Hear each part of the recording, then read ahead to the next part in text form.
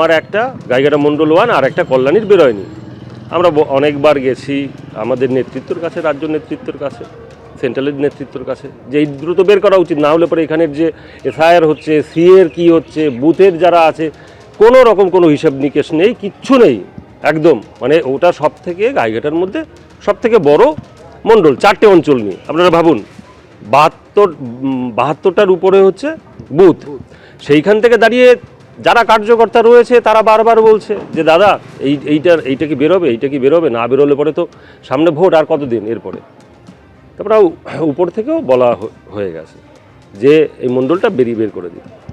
আসবে আর বলবে যে না, এই সমাধান সূত্র ওনার কাছেই, তো উনি চাইলে পরে ওনার প্যাড বের করে উনি লিখে সিলটা করে সাইনটা করলেই হয়ে যায়। এদের কি করব, এই যারা কর্মী রয়েছে আমি এদের কিভাবে বলবো? মূলত জেলা সভাপতি আমার কাছে এসছে, সেখানে কিছুক্ষণ পরে শোনা গেল যে জেলা সভাপতির গাড়িতে তালা দিয়েছে শিকল দিয়ে। কে দিয়েছে? শুনলাম যে সুব্রত ঠাকুর দিয়েছে। এখন প্রশ্ন হচ্ছে, কেন জেলা সভাপতির গাড়ির চাকাতে তালা দিয়ে আটকে দেওয়া হলো? তার যখন পরিসংখ্যান খুঁজে বার করলাম, শুনলাম যে মণ্ডল 1 যে সভাপতি, সেই সভাপতি করতে হবে, নাহলে জেলা সভাপতিকে যেতে দেওয়া হবে না। না, এটা গোষ্ঠীর বিষয় না, এটা শুধু তাদের ডিমান্ড হচ্ছে মণ্ডল সভাপতি তাদের কথাই করতে হবে। এটা নিয়ে বসা যায়, এটা নিয়ে আলোচনা করা যায়, কিন্তু সেটা না হয়ে এরকম পরিস্থিতি হলে পার্টির ক্ষেত্রে ক্ষতিকারক আমার মনে হয়। যেটা ঠাকুরনগরে ফের বিজেপি সাংসদ ও কেন্দ্রীয় মন্ত্রীর সঙ্গে সংঘাত বিজেপি বিধায়কেরা, এই নিয়ে তৃণমূল সাংসদ মমতা ঠাকুর কি বলেছেন দেখুন। হচ্ছিল, গোলমাল হচ্ছিল, যেটা আমরা জানতে পারলাম যে দুই ভাইয়ের ভিতরে কি মণ্ডল সভাপতি, এবং সেটা নাকি হাতাবে পর্যন্ত গেছে, সেটা আমরা শুনলাম। সে শুনলাম আমরা, যেটা আমরা তো শুনলাম যে ধাক্কাধাক্কি হয়েছে, সেখানে নাকি গাড়িতে তালা বেড়েছে নাকি গেছে, এইসবগুলো নিয়ে নানা রকমের। এটাই তো বিজেপির ব্যাপার, এরা তো কখন কি করবে তা তো বোঝাও যায় না। এবং বহুদিন ধরে তো দুই ভাইয়ের ভিতরে ছিল, এখন বাড়ির পরে কি নাকি এটা ওরাই সব থেকে বেশি ভালো বলতে পারবে। আমরা এটা দেখলাম যে প্রচুর চিল্লাচিল্লি হচ্ছিল ঠাকুর বাড়িতে, এবং সেটাকে নিয়ে হাতাপাইটার মতন অবস্থা, সেটা জানলাম আমরা, যেটা শুনলাম সেটাই। নিয়ে ওদের কি ব্যাপার যে সুব্রত যেটা দিচ্ছে সেটা ও মানছে না, শান্তনু ঠাকুর যেটা হচ্ছে ওটা মানছে না, এটাই নিয়েই যেটা গোলমাল। এবং গাড়িতে নাকি সভাপতি ওদের এসছে, তালা মেরে দিয়েছে। ঠাকুরনগরে এবার সুব্রত ঠাকুর ভার্সেস শান্তনু ঠাকুর। বিজেপি মণ্ডল সভাপতির নাম ঘোষণা না হওয়ায় বিধায়ক সাংসদ তুঙ্গে সংঘাত।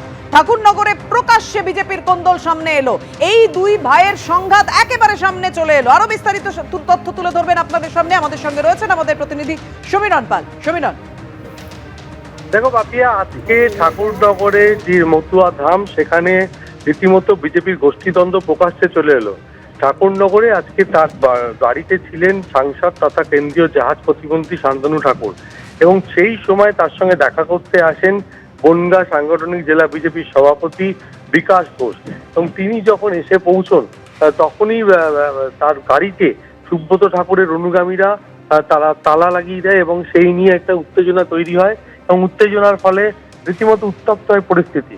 এবং গাইঘাটার বিজেপি বিধায়ক সুব্রত ঠাকুরের অভিযোগ যে দীর্ঘদিন ধরে গাইঘাটার বনগাঁ সাংগঠনিক জেলা বিজেপির সভাপতি নির্বাচিত হয়েছেন বিকাশ ঘোষ, কিন্তু গাইঘাটে এক মণ্ডলের এখনো পর্যন্ত কোনো সভাপতি নির্ধারণ করেনি। সামনে 2026-এ বিধানসভা নির্বাচন, আর এই নির্বাচনে বিজেপি, সিপিএম এবং অন্যান্য বিরোধীদের সঙ্গে পাল্লা দেওয়ার জন্য যে সাংগঠনিক দুর্বলতা তৈরি হচ্ছে বিজেপির, এবং সেখানে শূন্যস্থান রয়ে গেছে, সংগঠন মজবুত করার জন্য দ্রুত মণ্ডল সভাপতি নির্বাচনের প্রয়োজন রয়েছে, কিন্তু সেটা করা হচ্ছে না, টালবাহানা করা হচ্ছে। এবং এই দাবি তুলে এবং দীর্ঘদিন ধরে জেলা সভাপতিকে জানানো সত্ত্বেও তিনি কোনো উদ্যোগ নেননি। সেই কারণে সুব্রত ঠাকুর এবং তার অনুগামীরা তার গাড়িতে তালা লাগিয়ে দেয়, এবং এই নিয়ে উত্তেজনা তৈরি হয়। পরবর্তীকালে কেন্দ্রীয় জাহাজ প্রতিমন্ত্রী তথা শান্তনু ঠাকুর বাইরে বেরিয়ে আসেন, এই নিয়ে সুব্রত ঠাকুরের সঙ্গে বাদানুবাদ হয়। পরবর্তীকালে শান্তনু ঠাকুর নিজে উদ্যোগ নিয়ে বিজেপি জেলা সভাপতির গাড়িতে চেন লাগিয়ে যে তালা লাগিয়ে দেওয়া হয়েছিল, তুমি আমাদের সঙ্গে থাকো।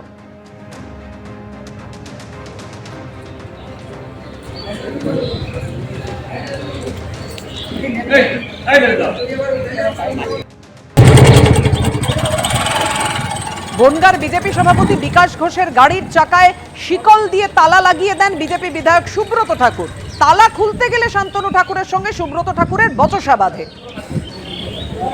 শান্তনু ঠাকুর বলেছেন যে সুব্রত ঠাকুর গাড়িতে তালা লাগিয়ে ঠিক করেননি, অভিযোগ থাকলে আলোচনা করাই যেত। আর এই নিয়ে তুঙ্গে সংঘাত।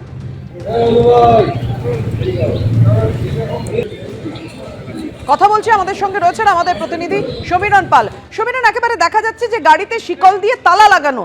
সুব্রত ঠাকুর কি বলেছেন এই প্রসঙ্গে? শান্তনু ঠাকুর যে কথা বলছেন যে আলোচনা করেই তো মিটিয়ে নেওয়া যেত।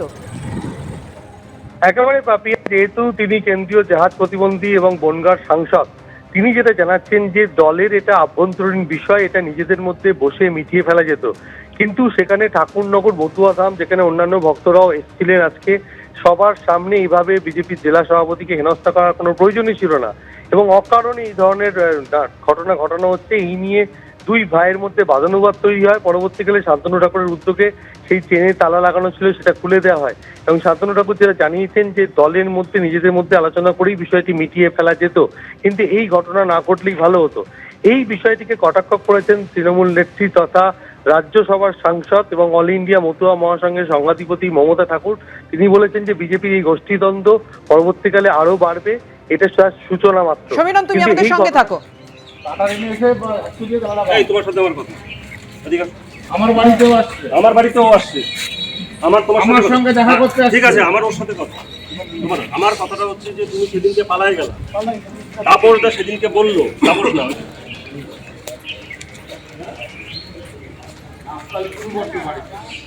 কাটারি দিয়ে খেলাটা ভাঙ।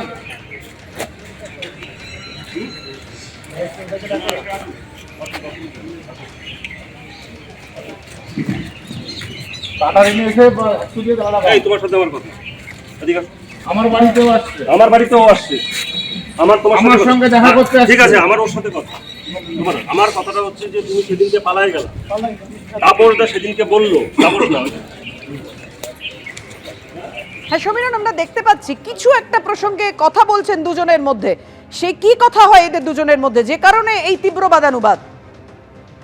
হ্যাঁ দেখো পাপিয়া, যেটা স্পষ্ট, শান্তনু ঠাকুর বলেন যেহেতু বিজেপির জেলা সভাপতি, তিনি সাংসদ তথা কেন্দ্রীয় জাহাজ প্রতিমন্ত্রীর সঙ্গে সাক্ষাৎ করতে এসেছিলেন এবং তার সঙ্গে যেহেতু দেখা করতে এসেছিলেন, সেই কারণে তার একটা দায়িত্ব বর্তা এবং সেই কারণে তিনি নিজে উদ্যোগ নিয়ে দেখা যাচ্ছে তিনি নির্দেশ দিচ্ছেন তালা খুলে দেওয়ার জন্য।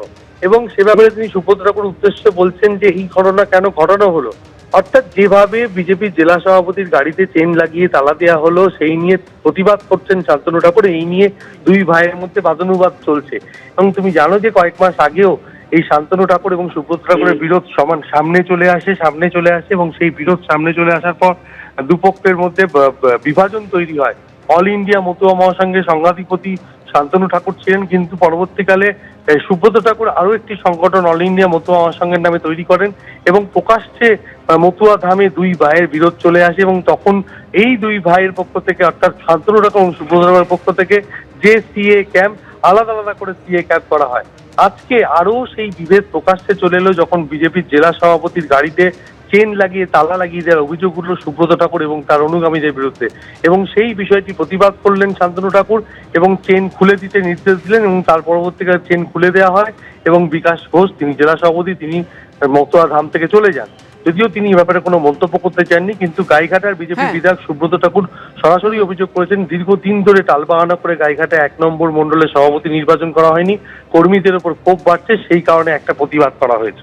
এবিপি আনন্দ, এগিয়ে থাকে, এগিয়ে রাখে।